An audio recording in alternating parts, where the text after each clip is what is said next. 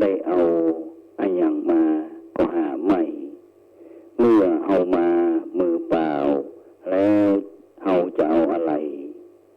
เอาก็ไปมือเปล่าเหมือนเอามา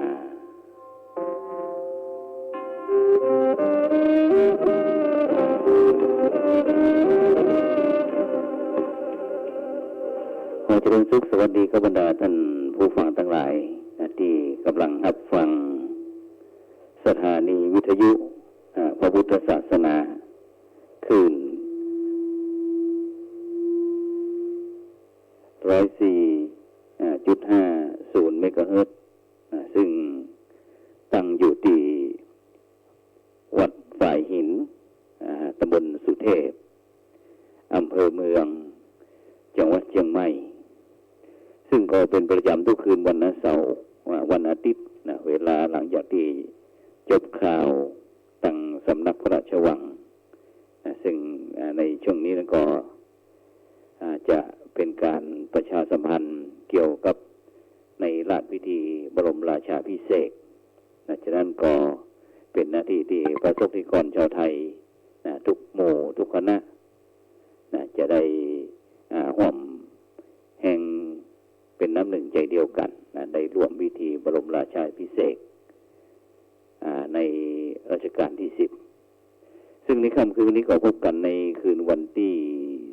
วันเสาร์ที่27เดือนเมษายนปีพุทธศักราช2562ซึ่งก็หลังจากที่เสร็จเทศกาลมหาสงกรานต์ปีใหม่เมืองก็แต่ละท่านแต่ละคนนั้นก็ได้มีโอกาสเดินทางกลับไปภูมิลำเนาเดิมอย่างที่ผู้จัดเองก็เช่นเดียวกันเดือนเมษาเกือบจะทั้งเดือนก็จะเดินทางกลับไปที่จังหวัดแพร่ไปปฏิบัติศาสนกิจที่วัดอินทปัญญารามบ้านกองฝ่ายตำบลบ้านปิ่นอำเภอรองจังหวัดแพร่เพราะว่าเป็นวัดบ้านเกิดตนเองแล้วก็ได้สร้างเป็นอนุสรณ์แก่ตนเองความตึงโยมคณะสัตยาติโยมได้สร้างวัดสร้างวาไว้ถวายไว้ในพระพุทธศาสนาเป็นตีเรียบร้อยแล้วก็ตอนนี้ก็ได้วางศิลาฤกษ์อุโบสถไว้เมื่อครั้งที่พระเดชพระคุณหลวงปู่พระพรหมมงคลหลวงปู่ทองสิริมังคโลได้เมตตานำกฐินปฐมกฐินไปทอดถวายที่วัดอินทปัญญารามเมื่อวันที่20พฤศจิกายนที่ปี2561ที่ผ่านมาฉะนั้นต่อไปก็คงจะได้เริ่มดำเนินการวางหลักวางฐานอุโบสถต่อไป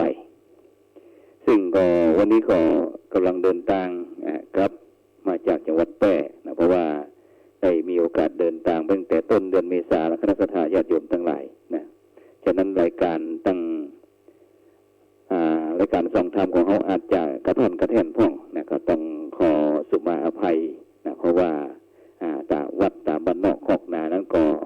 จะขาดพระสังฆเจ้าซึ่งถ้าพระสงฆ์องค์เนนที่อยู่แต่ละหมู่บ้านนั้นบ่ได้ใส่ใจชุมชนหมู่บ้านของตนเองก็อาจจะเป็นวัดล้างหรือว่าบ่มีพระสงฆ์องค์เนนจำพรรษาหรือว่าอยู่ก็ได้ฉะนั้นก็ที่วัดอินทปัญญารามก็เช่นเดียวกันก็ได้ทำกิจกรรมบรรพชาอุปสมบทเฉลิมพระเกียรติสมเด็จพระเทพรัตนราชสุดาสยามบรมราชกุมารีเมื่อวันที่2 เมษายนที่ผ่านมาก็ได้นำลูกพระลูกเนนจำนวน20 ลูกไปเข้าวัดปฏิบัติธรรมเจริญจิตตภาวนารุ่นแรกนั้นก็10 วันรุ่นที่2นี่ก็เพิ่งสดๆร้อนๆเมื่อวันนี้ก็วันสุดท้ายก็แฮม7 ลูกฉะนั้นก็เป็นบุญเป็นกุศลที่ได้ร่วมกับคณะสัตยาญาติโยมได้สร้างวัดขึ้นแล้วก็ได้ใจวัดคือเป็นประโยชน์โดยเฉพาะในการการเรียนรู้การศึกษาเราเรียนในการเข้าวัดปฏิบัติธรรมตามแนวสติปัฏฐาน4ยุบหนอปอง หนออาจารย์ที่พระเดชคุณหลวงปู่พระพรหมมงคลหลวงปู่ทองสิริมังคโลได้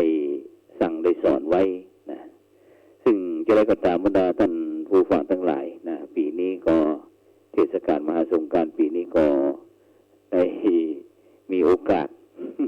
สูญเสียนะญาติผู้ใหญ่ไปถึง2 ท่านนะเดือนเมษายนนี่นะ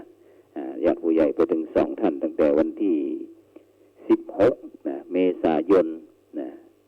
ตั้งแม่อุยฟองกันระดวงนะนี่ก็ญาติผู้ใหญ่ตั้งโยมแม่นะอายุ101 ปีนะก็ได้เสียชีวิตแล้วก็ได้ประกอบพิธีศาสนกิจบำเพ็ญบุญบำเพ็ญกุศลตามในทางพระพุทธศาสนาของเฮาแล้วก็ต่อมาก็วันที่24นะเมษายนนะก็ได้สูญเสียนะญาติผู้ใหญ่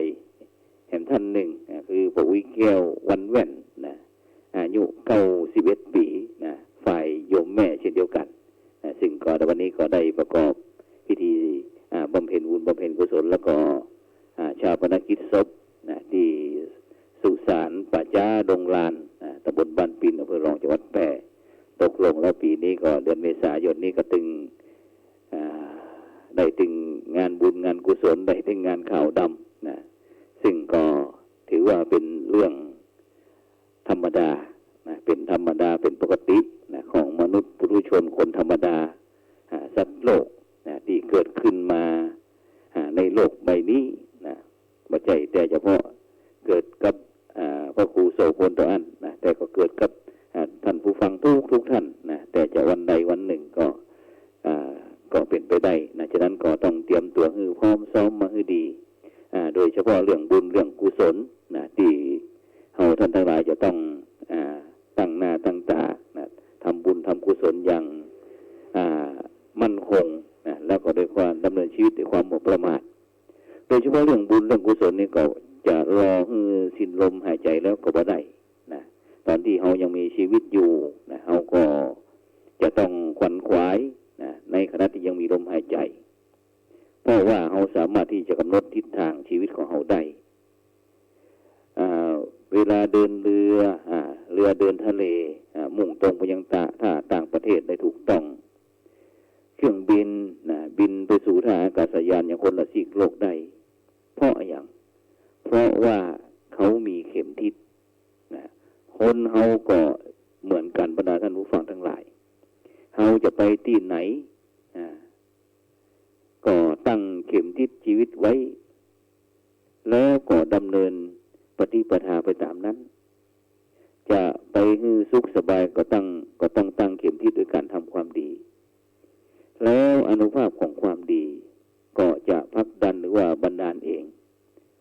เพื่อนถึงบอกว่าอานุภาพของความดีนั้นนะช่วยให้มองข้างหน้าก็มีหวังพอตั้งหลังก็มีสุขนะความดีนะช่วยให้อิ่มใจในเบื้องหลังช่วยให้สมหวังในเบื้องหน้าส่วนความชั่วช้าหรือบาปอกุศลนึกถึงคราวใดก็เศร้าใจในเบื้องหลังสิ้นหวังในเบื้องหน้าห้องว่ามองข้างหน้าก็หมดหวังเนาะมองข้างหลังก็หมดสุขฉะนั้นบรรดาท่านผู้ฟังทั้งหลายนะการเกิดการแก่การเจ็บนะการตายล้วนแต่เป็นเรื่องธรรมดาเพราะว่าเพิ่นบอกว่าอันคนดีตายเหมือนไทรล่มมาล้มหักนะ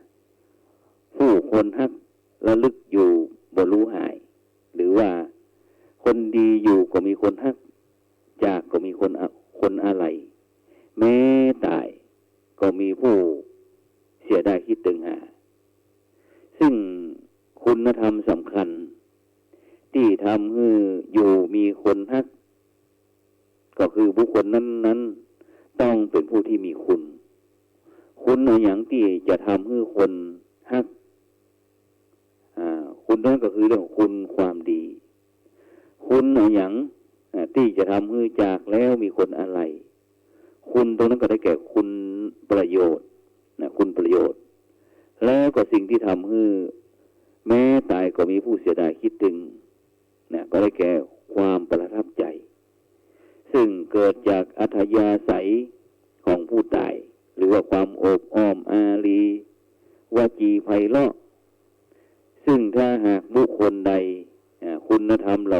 สามารถสร้างคุณธรรมเหล่านี้เกิดขึ้น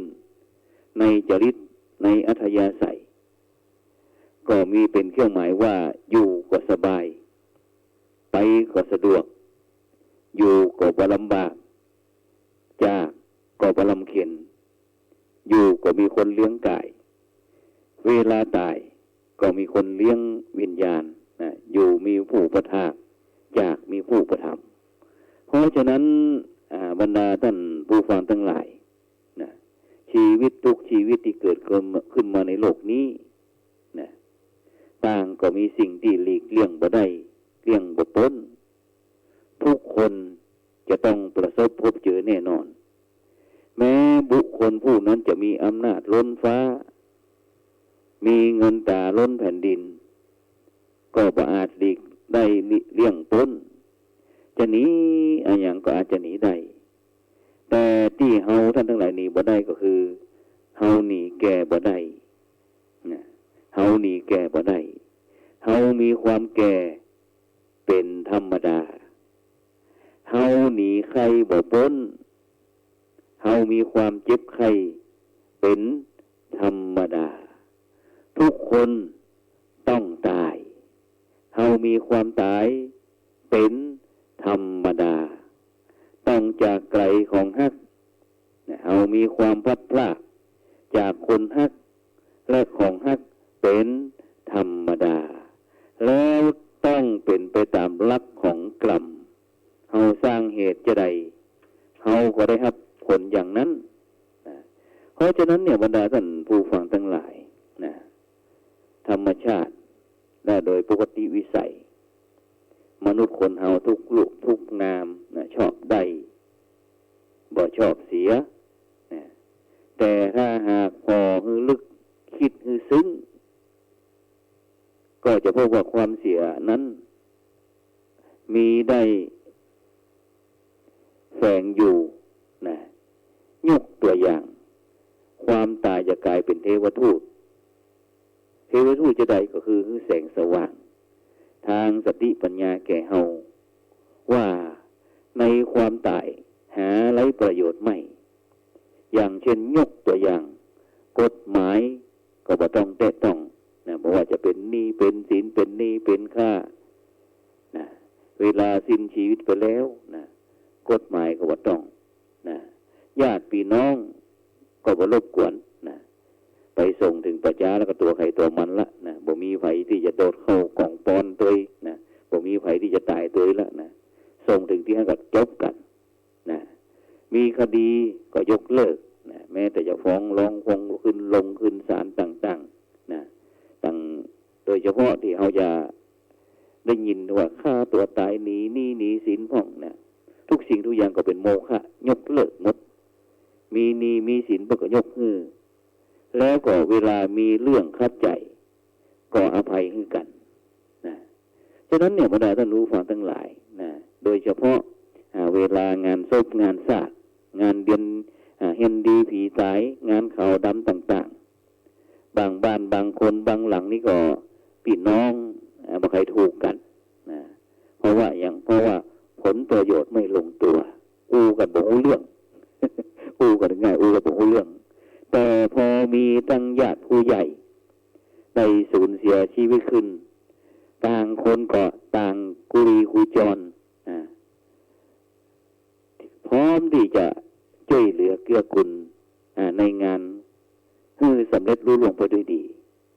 อย่างที่เคยเครียดอย่างที่เคยขุ่นข้องมองใจก็จะลืมไปนะบางครั้งบางคนนี่บอกบ่จากันนะแต่พอมีการมีงานอย่างนี้แล้วโอ้โหนะโดยความที่ปรารถนาดีนะก็รีบสอบถามกันปรึกษาหารือกันอย่างนี้เป็นต้นบรรดาท่านผู้ฟังทั้งหลายนะโดยเฉพาะเรื่องงานสดๆร้อนๆเนี่ยโอ้โหนะอย่าตีอาตมาภาพได้ผ่านมาถึงนี้เพราะว่าปีนี้มันตึงแก่เต๊ะๆบรรดาท่านผู้ฟังทั้งหลายเรื่องอากาศนี่นะ40 องศาขึ้นบรรดาท่านผู้ฟังทั้งหลายไปนอนอยู่ที่เมืองแปร่นะตั้งแต่ต้นเดือนเมษาเป็นต้นมานะจนวันนี้นะเกือบเดือนนอนรอฝนนะในขุดสระน้ำไว้ที่วัดนะเพื่อที่จะ เก็บกัดห้องน้ำไว้นะกบเขียดปูปลาอยู่นะแล้วก็ได้ทำสะพานไว้นะก็ทุกคืนเวลาประมาณสัก3 ทุ่มนะอากาศมันร้อนนะเขาก็เอาเสื่อเอาสาดไปปูกลางสะพานนั่นแหละนะแล้วก็นอนนะอากาศลมก็เพลลมพัดก็เย็นชื่นใจสักหน่อยหนึ่งพุ่นน่ะจนกว่าประมาณ5 ทุ่มพุ่นน่ะนะถึงจะได้เข้าห้องนะถึงจะได้นอนรับทำอย่างเงี้ยบรรดาท่านผู้ฟังทั้งหลายเกือบเดือนจนถึงคืนที่ผ่านมาน่ะนะแต่ว่านี่นะตอนเช้าง่าย3 ตี 4ฝนได้เทลงมาโอ้โหนะดินที่มันแห้งแล้งควันหมอกควันที่มันปกคลุมไอฮ้อนต่างๆที่มันได้ครอบคลุมทั้งภาคเหนือของเฮาประเทศไทยของเฮารู้สึกว่ามันดีขึ้นบรรดาท่านผู้ฟังทั้งหลาย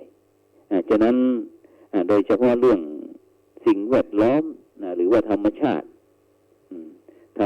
นั้นจำเป็นอย่างยิ่งนะที่มนุษย์คนเฮานี่จะต้องดูแลเอาใจใส่กับธรรมชาติแล้วก็สิ่งแวดล้อมนะโดยเฉพาะเรื่องป่าน้ำห้วยหนองคลองบึงต่างๆนะที่เฮาท่านทั้งหลายจะต้องช่วยกันดูแลช่วยกันปลูกช่วยกันรักษาเพราะว่าถ้าเฮามัวไปทำลายป่าแล้วนะธรรมชาติเหล่านั้นก็ย่อมกลับมาทำลายเฮาเช่นเดียวกันอย่างปีเนี้ยนะอยู่ที่เมืองเชียงใหม่นี่ก็ขึ้นมาแวบๆนะนอนที่อาคาร5 ชั้นชั้นที่2เป็นห้องแอร์นะก็นอนบ่ถึงสักตี 1 ตี 2นี่ก็พอละ หนีเอ็มละนะบ่เคยนอนโตลุ่งสักเตื้อนะมันฮ้อนบรรดาท่านผู้ฟังทั้งหลายนะมันบ่เหมือนธรรมชาตินะซึ่งบ้านไผติดแอร์ได้เย็นตัวเองแต่ก็ขายความร้อนเป็นโรคนะฉะนั้นมันจะแตกต่างกับที่วัดเล็กในป่าใหญ่วัดปังไฮตำบลเทพเสด็จอำเภอดอยสะเก็ดจังหวัดเชียงใหม่ของเฮาซึ่งเวลาฮ้อนบ่ได้นี่อาตมาก็จะหนีขึ้นพุ่นนะหนีขึ้นไปนอนที่วัดเล็กในป่าใหญ่วัดปังไฮเทพเสด็จนะอากาศมันเย็นสบายนะเพราะยังมันเป็นป่าไม้นานาพันธุ์นะตั้งบนเป็นป่าตั้งลุ่มก็เป็นป่าเศรษฐกิจโดยเฉพาะเป็นป่ากาแฟป่าเมี่ยงป่าลิงลาวห้องนะที่เจ้าบ้านในชุมชนในท้องที่ก็ปากันอาศัยธรรมชาติเช่นเดียวกันเวลาปลูกกาแฟก็เก็บกาแฟเวลาหน้าเฮ็ดนาหน่อไม้ต่างๆนะทั้งที่นาสักให้ก็บ่มีให้สักผืนก็บ่มีแต่สามารถเลี้ยงลูกเลี้ยงหลานมาเป็นหลายร้อยปีบรรดาท่านผู้ฟังทั้งหลายนะฉะนั้นก็ต้องหมู่เฮาต้องมาพินิจพิจารณาเกี่ยวกับเรื่องธรรมชาติแล้วก็โดยเฉพาะในช่วงนี้นั้นอากาศที่เมืองเชียงใหม่นะของเฮานั้นก็ยังร้อนอยู่นะฉะนั้นก็วันนี้ได้นั่งรถเข้ามาก็รู้สึกว่ารถนั้นก็ติดกันเอาการอะละนะติดรถติดตามถนนหนทางต่างๆอะละเหมือนกันนะฉะนั้นพอจากเมืองเชียงใหม่กับเดือนเกือบเดือนนะเพราะว่าตั้งใจไว้ว่าปีหนึ่งนี้ปีหนึ่งมี12 เดือนจะใจชีวิตนะหรือว่าปฏิบัติศาสนกิจที่เมืองเชียงใหม่ใน11 เดือนจะยกถวายนะที่ทดแทนบุญคุณถิ่นบิดรมารดา1 เดือนต่อ1 ปีนะ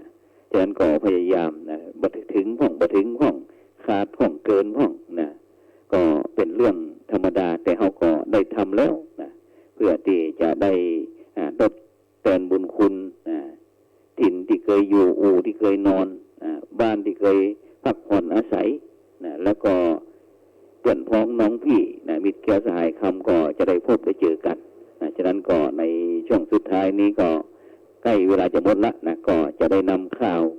มาประชาสัมพันธ์ก้าวกับบรรดาท่านผู้ฟังทั้งหลายได้ทราบว่าระหว่างวันที่29-30 เมษายนวันที่1 พฤษภาคมคณะสงฆ์ภาค7นะก็คือจังหวัดเชียงใหม่ลำพูนแม่ฮ่องสอนร่วมกับ แม่กลองบาลีสนามหลวงนะก็จะได้จัดการสอบบาลีสอบซ่อมครั้งที่2นะซึ่งวันนี้ก็ได้ทำการปิดการสอบการอบรมบาลีก่อนสอบมีจังหวัดเชียงใหม่ลำพูนแม่ฮ่องสอนตีวัดดอยสัปปัญญูตำบลดอนเต่าอำเภอแม่วางจังหวัดเชียงใหม่เสร็จเรียบร้อยแล้วก็ตะกี้นั้นก็ตั้งท่านผู้นำประโยคที่จะมาทำการสอบที่วัดพระสิงห์วรมหาวิหารในนามคณะสงฆ์ภาค7นั้นก็ได้เดินมาตั้งเครื่องบินเวลา20 ทุ่มนะก่อนเลยตั้งขยมแล้วก็คณะครูบาอาจารย์นั้นไปฮับที่สนามบินนะส่วนผู้จัดเองติดรายการส่องธรรมนะติดหนี้ของคณะสัตยาญาติโยมท่านผู้ฟังเกือบเดือนนะฉะนั้นก็วันนี้ก็ได้นำเอานานาสาระธรรมะขององค์พระสัมมาสัมพุทธเจ้ามามาจามามาเก่ากับบรรดาท่านผู้ฟังทั้งหลายตั้งขึ้น 104.50 เมกะเฮิรตซ์ของเฮานะฉะนั้นก็วันนี้เวลาหมดเวลานำรายการจากบรรดาท่านผู้ฟังไปก่อนวันพรุ่งนี้วันอาทิตย์ก็ก่อยพบกันใหม่สำหรับในค่ำคืนวันนี้นะก็บุญใดกุศลใดนะที่บรรดาท่านผู้ฟังทั้งหลายได้เดินทางได้ไปสะเก่าดำหัวขอปอนนะผู้รักผู้ใหญ่อย่างเทศกาลมหาสงกรานต์ปีใหม่เมืองพรใดดีอันพรใดเลิศพรใดประเสริฐก็จงเป็นผลสะท้อนย้อนมหาคณะสัตยาญาติโยมให้อยู่เย็นเป็นสุขพ้นจากภัยให้ไกลจากเวรหากแม้นปรารถนาสิ่งหนึ่งประการใดอันเป็นประโดยชอบประกอบด้วยธรรมะบ่ผิดศีลบ่ผิดธรรมบ่ผิดจารีตประเพณีก็ขอสิ่งเหล่านั้นพันสำเร็จทุกประการด้วยเถิดอายุวันโนสุขังพระลังขอเจริญ